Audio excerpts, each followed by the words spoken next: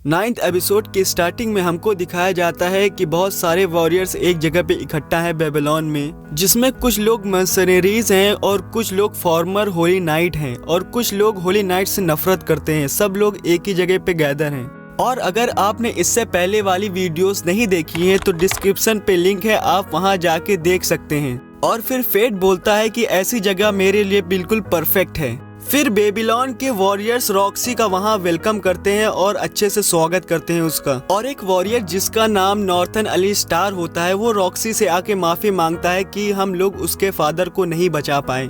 फिर Roxy Ali stair से बोलती है कि जब मेरे फादर की डेथ हुई क्या तुम उनके साथी थे?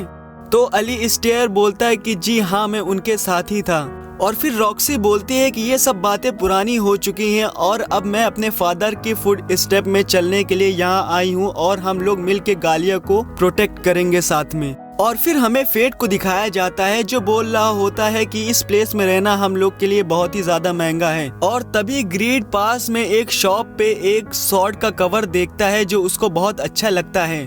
और ग्रीड फेट से बोलता है कि इस सॉर्ड के कवर को प्लीज मेरे लिए खरीद लो, पर फेट बोलता है कि ये बहुत महंगा है और मेरे पास इतने पैसे नहीं है अभी। फेट उस सॉर्ड के कवर को देख ही रहा होता है, तभी उसका मालिक आ जाता है और फेट के कपड़ों को देखने लगता है। और फेट से बोलता है कि ये जो तुम्हारे बर्न मार्क्स हैं तुम्हारे क्लोथ में, ये नॉर्मल नहीं लग रहे हैं मुझको। और फिर ग्रीड बोलता है कि प्लीज फेट मेरे लिए एक सॉर्ड का कवर खरीद लो। फिर फेट शॉप के ओनर से उस सॉर्ड का प्राइस पूछता है, पर सॉर्ड का ओनर बोलता है मैं इस चीज को बेच नहीं सकता, पर मैं तुम्हारी सॉर्ड के लिए एक वैसा ही कवर बना सकता हूँ। और वो शॉप का ओनर फेट की सॉर्ड को देखता है और उसकी तारीफ करता है, जिससे ग्रीड खुश हो जाता है। और सॉर्ड का ओनर बोलता है कि इतनी अच्छी सॉर्ड के लिए इसका कवर कम से कम 500 गोल्ड कॉइन्स का बनेगा। जिसको सुन के फेट वहाँ से जल्दी से भाग जाता है और बोलता है तुम तो मुझे लूट रहे हो। तभी वहाँ कुछ आदमियों का ग्रुप आता है और फेट से पूछता है क्या तुम हम लोग को मेरी पार्टी को ज्वाइन करोगे? पर फेट तुरंत ही मना कर देता है और बोलता है मैं यहाँ किसी काम के लिए आया हूँ, ये सब के लिए नहीं आया। और वो आदमी फेट से तुरंत ही माफी मांगता है और बोलता है मेरी किसी बात का बुरा मत मानना, मैंने सोचा तुम एक एक्स नाइट हो, इस वजह से मैंने तुमसे आगे पूछा। और अपनी पार्टी के साथ वहाँ से जल्दी से हंटिंग के लिए चला जाता है। और फिर ग्रीड फेट से बोलता है कि अगर तुम ऐसी ड्रेस पहनोगे तो लोग तुम्हारे तो मुंह लगेंगे ही। फिर फेट बोलता है सही बात है, मुझे एक अच्छी सी ड्रेस पहननी चाहिए मेरे डिस्गाइज के लिए। और वो दोनों वहाँ से मॉन्स्टर हंटिंग के लिए निकल जाते हैं, जिससे उन लोग को पैसे मिले और वो लोग अपने लिए सामान खरीद सकें। फेट जैसे ही थोड़ा अंदर जाता है और अंदर एंटर करता है, वहाँ की हवा बहुत ही ज्यादा टॉक्सिक होती है। और फिर ग्रीड फेट से बोलता है कि घबराओ मत, यही गालिया है और ये तुम्हारे में एक छोटी सी डिफिकल्टी है तुम्हारे रास्ते के लिए। तभी वहाँ दौड़ते हुए 50 ऑर्क्स आ जाते हैं और ग्रीड फेट से बताता है वो लोग बिल्कुल ह्यूमंस की तरह हैं, वैसा ही सोचते हैं, वैसा ही हथियारों से लड़ते हैं और वैसा ही गैदर होते हैं साथ में, तो थोड़ा आसानी से हारेंगे नहीं वो लोग। फेट भागते भागते उन लोग के पास जाता है, पर जैसे ही पास पहुंचने वाला होता है दूसरी पार्टी आके उन ऑक्स को मारने लगती है। और ग्रीड बोलता है इन लोग ने तुम्हारे हंट को चुरा लिया और यहाँ का यही रूल है, जो जिसको पाएगा उसको मारेगा और ऐसे ही यहाँ लोग पैसे कमाते हैं। वो लोग उन मॉन्स्टर्स को मार ही रहे होते हैं, तभी दूसरी तरफ से ऑर्क मॉन्स्टर का किंग आ जाता है और फेट उसे देख के उसके तरफ भागने लगता है। वो मॉन्स्टर फेट के ऊपर अटैक करते हैं अपनी एरोस से, पर फेट अपनी शील्ड से सब अटैक्स को चूर चूर कर देता है। फिर ग्रीड फेट से बताता है कि ये इतनी पावरफुल है, इसमें कोई भी फिजिकल अटैक और मैजिकल अटैक पास नहीं हो सकता, ये बिल्कुल एक फोर्ट्रेस की तरह है। फिर फेट पूछता है कि अब मैं क्या करूं, ये शील्ड तो कुछ नहीं कर सकती। तो ग्रीड फेट से बोलता है कि तुम बस ये शील्ड को लेके उन लोग की तरफ भागो, बाकी मैं संभाल लूंगा। और फेट बिल्कुल ऐसा ही करता है और जैसे ही मॉन्स्टर्स शील्ड में टकराते हैं वो बिल्कुल फट जाते हैं, मतलब कि मॉन्स्टर्स बिल्कुल ब्लास्ट हो जाते हैं। फेट सारे ऑर्क्स को मार डालता है अपनी शील्ड से, बस उन लोग को शील्ड से छू के, और ऑर्क्स के किंग को भी मार देता है। और फिर फेट खड़ा हो जाता है। फिर ग्रीड फेट से पूछता है कि क्या हुआ, तुम क्या सोच रहे हो? तो फिर फेट बताता है कि मेरी ग्लटनी स्किल अब और हाई नहीं जा रही, पता नहीं क्या हो गया है। फिर ग्रीड फेट से बोलता है अच्छा ठीक है, जो भी हो ऑक्स से कान काट लो जिससे हम लोग को मनी मिल पाए। फिर फेट 2 झोले भर के ऑक्स के कान को वहां ले जाता है, जिसको देख के लोग बोलते हैं कि इससे तो पूरी कंपनी खरीदी जा सकती है। पर वहाँ कुछ वॉरियर्स आ जाते हैं और बोलते हैं फेट से कि तुम लोग ने मेरा हंट को चुरा लिया, मैंने पहले ही उन मॉन्स्टर्स को मारा था, तुमने बस कान काट के उनको यहाँ लिया आए हो। वो लोग उस बैग को उठाने ही वाले होते हैं, तभी फेट उन लोग का हाथ पकड़ लेता है और उन लोग से बोलता है कि अभी भी टाइम है तुम लोग का कि पीछे हट जाओ। पर वो फेट की बात नहीं सुनता, तो इस वजह से फेट उसका हाथ तोड़ देता है, जिसकी वजह से उसके सारे साथी गुस्से में आ जाते हैं और अपनी तलवार को निकाल लेते हैं। और उनमें से एक आदमी फेट के मास्क को हटाने की कोशिश करता है और फेट उसे उठा के पटक देता है। फिर वो लोग फेट को हर जगह से पकड़ लेते हैं, पर फेट एक ही घूंसे में सबको इधर उधर फेंक देता है।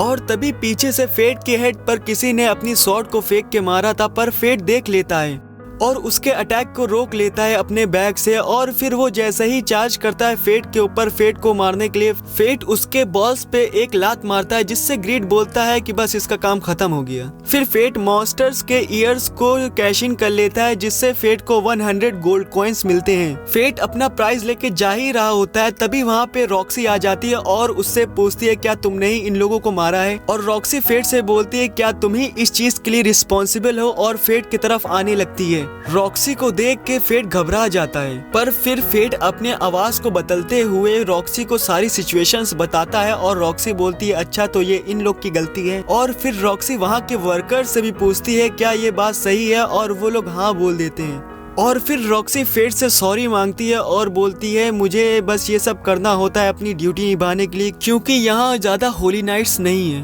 और रॉक्सी उन वॉरियर्स से बोलती है मैं इस बार तुम लोग को माफ कर रही हूँ, पर तुम लोग को एक रात सेल में गुजारनी होगी, जिससे तुम सब दोबारा ऐसी गलती न करो। ये सुन के वो वॉरियर्स खुश हो जाते हैं कि इतनी दयालु होली नाइट कैसे हो सकती है। ये देख के फेट अपना पुराना टाइम याद करने लगता है रॉक्सी के साथ। फिर रॉक्सी के साथी मीरिया फेट का मास्क हटाने लगती है और बोलती है मुझे भी देखना है तुम हो कौन। पर रॉक्सी बोलती है मास्क वॉरियर का एक गियर का हिस्सा होता है, तो इस सब की जरूरत नहीं है, मीरिया हट जाओ पीछे। और फिर रॉक्सी फेट से बोलती है क्या मैं तुम्हारा नाम जान सकती हूँ। फिर फेट अपना नाम रॉक्सी को कॉर्प्स बताता है और फिर रॉक्सी वहाँ से जाने लगती है। पर जैसे वहाँ से जाती है रॉक्सी बोलती है फेट से कि मिस्टर कॉप्स आप अपनी अपीयरेंस पे थोड़ा काम करें, क्योंकि आपकी ड्रेस बहुत ही ज्यादा गंदी है। और फिर फेट शर्माते हुए रोते हुए वहाँ से भाग जाता है। ये देख के रॉक्सी का साथी रॉक्सी से बोलता है कि इसको देख के मुझे लगता है ये बहुत ही कमजोर है और इसके कपड़े देख के लगता है इसकी हालत ठीक नहीं है, पर उसने इतने सारे वॉरियर्स को अकेले हरा दिया, मुझे तो यकीन ही नहीं होता इस बात पे।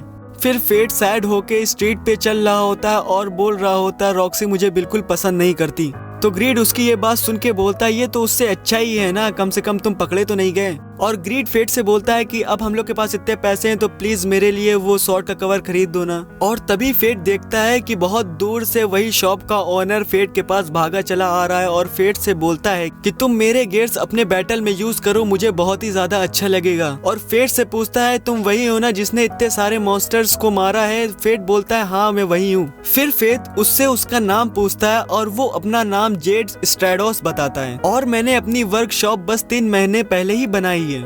और वो फेट को बताता है कि मेरी शॉप न्यू है, इस वजह से मैं तुमको अपने गेयर्स देना चाहता हूँ जिससे मेरा एडवर्टीजमेंट हो पाए लोगों में। और जेड फेट से कहता है कि क्या तुम अब मेरे लिए काम करोगे। फेट अपना हाथ बढ़ाते हुए उससे बोलता है अगर तुम इतना अच्छा ऑफर दोगे तो मैं कैसे तुमको मना करूंगा। फिर जेड फेट के लिए बहुत ही अच्छा एक सूट बनाता है और सूट कंप्लीट होने के बाद फिर जेड फेट से 80 गोल्ड कॉइन्स मांगता है। तो फिर ये सुन के ग्रीड बोलता है मैं तो सोचता था ये फ्री है, पर जेड बोलता है चलो उसका हाफ दे दो। और फिर फेट उसको पैसा दे के स्ट्रीट के लिए निकल जाता है। फिर फेट कुछ खाने और पीने के लिए ढूंढने लगता है और तभी फेट देखता है कि बहुत लोगों की भीड़ लगी है और वहां जाके देखने की कोशिश करता है फेट। और फिर फेट देखता है कि एक बहुत ही खूबसूरत लड़की जिसके आगे पीछे बहुत लोग खड़े हुए हैं। और वो लड़की जैसे ही फेट को देखती है और फेट भी उसको देखता है, पता नहीं फेट को क्या हो जाता है, वो जगह से हिल नहीं पा रहा होता। तभी वो लड़की फेट के पास आती है और उससे बोलती है मैं तुम्हारा ही इंतजार कर रही थी फेट। जिसको सुन के फेट घबरा जाता है और बोलता है मैंने तो अपना मास्क लगाया हुआ है तो इसको कैसे पता चला कि मैं फेट हूँ। और वो लड़की बताती है कि मुझे इस वजह से पता है क्योंकि मैं भी एक डेडली सिन हूँ। और फेट को अपना नाम बताती है I am Eris, Eris of lust. और फिर एरिस फेट के लिए वाइन निकालती है और फेट से बोलती है कि अपने मास्क को हटा दो क्योंकि मैं तुम्हारे फेस को अच्छी तरीके से देखना चाहती हूँ। फेट उसकी आंखों में जैसे ही देखता है फेट के अंदर एक अजीब सी लस्ट की फीलिंग आ जाती है। आयरिस इस चीज के लिए फेट से माफी मांगती है और बोलती है ये मेरी एक पावर का साइड इफेक्ट है, मेरी एज चाहे जो हो और जिसका भी जेंडर चाहे जो हो उससे कोई मतलब नहीं है, ये मेरी पावर्स की वजह से है।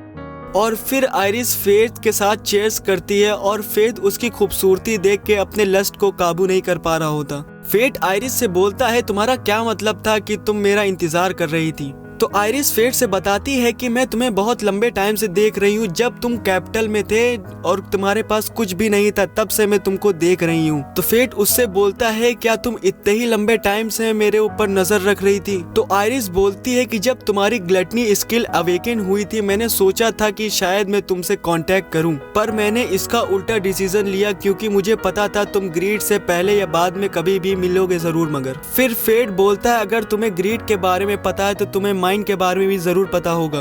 एरिस बोलती है हाँ, पर हम लोग ने ज्यादा आपस में बात नहीं की क्योंकि मैं सेकेंड जनरेशन से हूँ और मुझे फर्स्ट जनरेशन के बारे में कुछ नहीं पता। और एरिस फेट का शुक्रिया बोलती है क्योंकि उसने हानियल को मारा। हानियल वही है जिसको फेट और माइंड ने मिलके हराया था। ये सुन के फेट बोलता है सच में तुमको सब कुछ पता है। और आयरिस बोलती है हाँ मुझे सब कुछ पता है, मगर कुछ चीजें अभी भी मुझको नहीं पता है, जैसे उस कुकून को वहाँ किसने रखा और तुम लोग ने उसको कैसे पाया। और आयरिस फेट को बोलती है कि उस तरह के क्रिएचर को हराना बहुत ही आसान है, मगर जो मैच्योर हो चुका है उसको हराने में असली डिफिकल्टी आती है। और आयरिस बोलती है कि होली नाइट की पोस्ट उन लोग के सामने बहुत ही ज्यादा वीक है और मुझे तो डाउट होता है कि वो लोग उसे कभी हरा भी पाएंगे कि नहीं। फेट फिर रॉक्सी का नाम लेता है और फिर आयरिस बोलती है हाँ ठीक है, मैं अब अपने पॉइंट में आती हूँ। और आयरिस बताती है कि मैं तुम्हारा इसीलिए इंतजार कर रही थी क्योंकि मेरे एक और रूप है, मैं एक खाली डेडली सिन ही नहीं, मैं एक गार्डियन हूँ इस किंगडम की। और आयरिस बोलती है कि किंगडम की चीजें मैं पहले रखती हूँ और ये सब चीजें बाद में रखती हूँ, और मैं किंगडम के फ्यूचर के लिए काम कर रही हूँ, चाहे मुझे इसके लिए 500 साल और चाहे मुझे हजारों साल क्यों ना काम करना पड़े, अगर ये किंगडम के बेनिफिट के लिए है तो मैं अप्रूव कर दूंगी। तो फेट उससे पूछता है कि तुम बोलना क्या चाहती हो। तो फिर वो लड़की बोलती है कि रॉक्सी हर्ट, और वो बोलती है कि रॉक्सी हर्ट को इस किंगडम में मरना होगा। जिसको सुन के फेट बहुत ज्यादा गुस्सा हो जाता है और वाइन का ग्लास फेंक देता है और बोलता है क्या तुम रॉक्सी हर्ट को मारना चाहती हो। फिर आयरिस फेट से बोलती है तुम इतना एग्रेशन मत लो, मैं तुम्हें एक कहानी सुनाती हूँ। जो लोगों का एग्रेशन होता है या फिर मॉन्स्टर्स का एग्रेशन होता है वो कभी नहीं मरता, वो साल भर साल बढ़ता ही जाता है और बड़ा होता रहता है। और वो एग्रेशन और लोगों की सैडनेस मिलके एक बहुत ही पावरफुल मॉन्स्टर्स बन जाते हैं। और ऐसे ही सेम चीज ह्यूमंस के अंदर भी होती है। फिर फेट आयरिस से बोलता है कि तुम बोलना क्या चाहती हो। जैसा कि डिस्क्रिमिनेशन होली नाइट्स करते हैं, डिस्ट्रक्शन करते हैं और लोगों की जिंदगियां खराब करते हैं और इतने एटीट्यूड में रहते हैं होली नाइट्स, और हम ऐसे होली नाइट को मार दे जिससे बहुत सारी भीड़ प्यार करती है तो एक स्वेल ऑफ एग्रेशन पैदा हो जाएगा लोगों के अंदर, और उससे एक बहुत ही पावरफुल क्रिएचर पैदा होगा जिससे हम किंगडम को बचाने के लिए आगे यूज कर सकते हैं उसकी स्किल्स का। और आयरिस फेट से बोलती है कि तुम्हें कैसा लगा मेरा प्लान, चलो किंगडम को एक अच्छे डायरेक्शन की ओर ले चलते हैं उसकी डेथ के साथ। फेट आयरिस से गुस्से में बोलता है कि रॉक्सी की डेथ से तुम्हें कुछ हासिल नहीं होने वाला, कोई भी होली नाइट किसी की केयर नहीं करता, पर रॉक्सी अलग है, वो लोगों की केयर करती है, वो लोगों की समझती है। और रॉक्सी की डेथ से तुम एक भी अच्छी चीज लोगों के लिए नहीं कर पाओगी, तो फालतू की बकवास मत करो मुझसे। और फिर फेट गुस्से से थरथराने लगता है और वहां से चला जाता है। और आयरिस बोलती है कि मेरा प्लान पहले ही मोशन में आ चुका है, अब तुम इसे नहीं रोक सकते। फिर फेट खुद से ही चलते चलते बोलता है मुझे नहीं पता कौन क्या प्लान कर रहा है, कौन कैसी स्कीमें बना रहा है, और मुझे नहीं पता कौन मुझसे आगे लड़ने वाला है। मैं हर हालत में रॉक्सी की प्रोटेक्शन करूंगा और जो मेरे बीच में आएगा मैं उसको मार दूंगा।